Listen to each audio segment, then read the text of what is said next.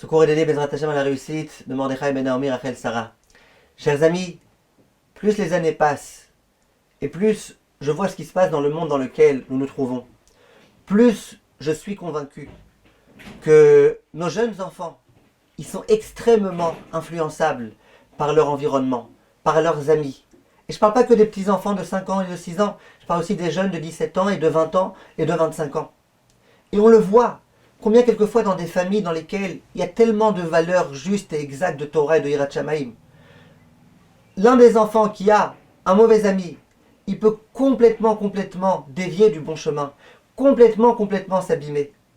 Et il faut vraiment essayer, alors que c'est encore possible, de veiller à toutes ces choses-là. Et moi je recommande véritablement aux parents de vérifier depuis leur plus tendre âge, c'est qui les bons amis de mes enfants. Et si on voit que l'un d'entre eux il est bizarre, faire tout ce qu'on peut pour essayer d'écarter nos enfants de ces mauvaises fréquentations. Tout ce qu'on peut. Et même si l'enfant il est déjà à un âge dans lequel on pense qu'on ne peut plus tellement se mêler, faisons tout ce que nous pouvons pour essayer de faire en sorte qu'ils ne soient pas l'un avec l'autre. Chachamim ils disent que c'est écrit ici dans la paracha de la semaine. Il est écrit à propos du Korban Pessah, c'est les bêtes avot, c'est la baït. Il fallait qu'il y ait un agneau par famille, un agneau par maison. Vient le Imre Chaim, excusez-moi, et il dit la chose suivante. Il dit, c'est, quand on parle de l'agneau ça fait allusion aux enfants d'Israël. Ainsi qu'il est écrit dans l'Yerushalmi de Sanhedrin, Perek Yud Halacha Bet. Là-bas on parle des enfants d'Israël, des jeunes, et on parle là-bas d'agneau tout tendre. C'est les bêtes avot. Si tu veux que les enfants du clan Israël, ils ressemblent les bêtes avot, aux parents, aux ancêtres, à nous-mêmes en tant que parents, qu'est-ce qu'il faut? C'est la baït. Fais en sorte que ton enfant, il reste à la maison. Quand on dit à la maison, ça ne veut pas dire qu'on est obligé de les enfermer. Mais à la maison, ça veut dire faire en sorte qu'ils soient complètement hermétiques à toutes les mauvaises influences de l'extérieur. Attention, qui est-ce qui rentre à la maison, chez nous? Attention, quand lui il sort, où est-ce qu'il va? Attention, avec qui il parle sur son iPhone s'il en a un. Attention, les messages de qui il reçoit.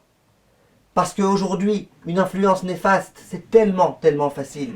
Avec tous les appareils qu'on a, et avec toutes ces choses-là, c'est tellement facile d'avoir des mauvaises fréquentations qui peuvent nous amener vraiment vers le bas. À l'époque, l'éducation en France, par exemple, était beaucoup plus facile qu'en Israël, parce qu'en France, on savait très bien que les enfants, de toute façon, ils ne se promènent pas dans les rues tout seuls, ils ne sortent pas dans les rues tout seuls. Pourquoi? Parce qu'on savait très bien que c'était dangereux.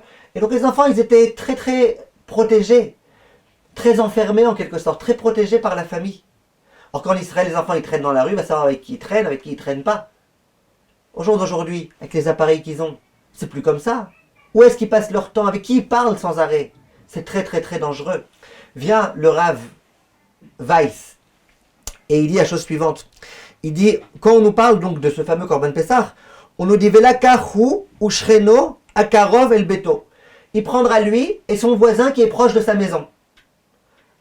On parle là-bas du Korban Pessah. Alors le Rav Weiss il pose la question, il dit, mais ça veut dire quoi son voisin qui est près de la maison? On a compris, c'est son voisin parce qu'il est près de la maison. S'il est loin de la maison, c'est pas un voisin. Il dit non. Il faut que le voisin, il soit quoi? Il soit proche de la maison, proche des valeurs de la maison. Tu veux que tes enfants ils traînent avec un voisin, il n'y a pas de problème. Mais que ce soit un voisin qui ne soit pas simplement proche physiquement. Pas simplement un voisin qui soit proche géographiquement. Mais un voisin qui s'approche des valeurs de la maison. Et là c'est un voisin qui vaut le coup, avec lequel ton fils il peut, Bezrat Hashem, s'allier, avec lequel il peut s'amuser, avec lequel il peut étudier, avec lequel il peut passer du temps. Chers amis, je vous assure, aujourd'hui c'est l'un des très grands dangers qui nous guettent. Avec qui nos enfants passent du temps. Qui sont les amis de nos enfants? Très important. Comme tout mes chers amis.